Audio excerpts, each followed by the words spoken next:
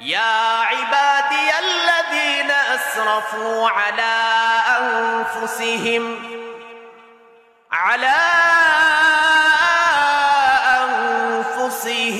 লা তাকনাতু মির রাহমাতিল্লাহ। আল্লাহু আকবার। আল্লাহ বলতেছেন, ও বান্দা, তুমি অন্যায় করেছ, অপরাধ করেছ, গুনাহ করেছ। বান্দা, তুই নিরাশ হয়ে যাও না। তোমাকে আমি আল্লাহ তাআলা নামাজ পড়ার জন্য বলছিলাম, নামাজ পড়ো নাই বান্দা। ও বান্দা, তোমাকে রোজা রাখার জন্য বলছিলাম, তুমি রোজা রাখো নাই। বান্দারে, তোর হজ করার সামর্থ্য ছিল, তুই হজ করো নাই। যাকাত দেওয়ার সামর্থ্য ছিল, তুমি যাকাত দেও নাই। ও বান্দা, এখন তুমি অন্যায় অপরাধীদের অন্তর্ভুক্ত তুমি হয়ে গেছো। বান্দা, তুই তবু নিরাশ হয়ো না। আমি আল্লাহর কাছে ফিরে আই, ফিরে আই।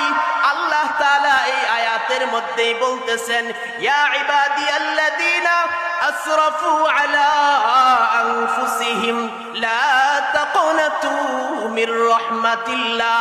হে আমার আদরের বান্দা বান্দিরা, তোমরা গুনাহ করেছো, অন্যায় করেছো, অপরাধ করেছো। বান্দা, আমি আল্লাহর রহমত থেকে তোমরা নিরাশ হয়ে যাও না। আল্লাহ অন্য আয়াতের মধ্যে বলেন, ও বান্দা, তুমি অন্যায় করেছো, অপরাধ করেছো।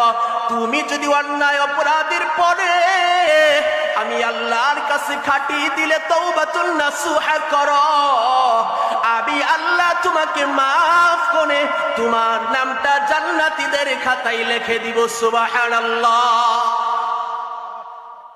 আল্লাহ বলতেছেন, ইল্লা মান তাবা ওয়া আমানা ওয়া আমিলা আমালান সালিহান।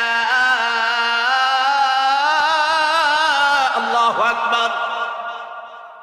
ওয়া আমিলা সালিহান ফাউলাইকা ইউবাদদিলুল্লাহু সাইয়্যাতিহিম হাসানাত।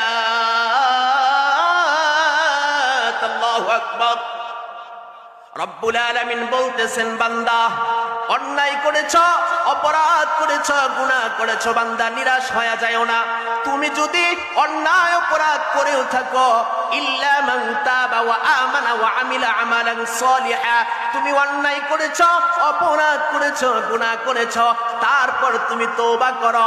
তওবা করার পর আমি আল্লাহ তাআলা তোমাকে কিন্তু এভাবেই শুধু তওবা যে করলা ওই সওয়াবটাই দিব না। বান্দারে,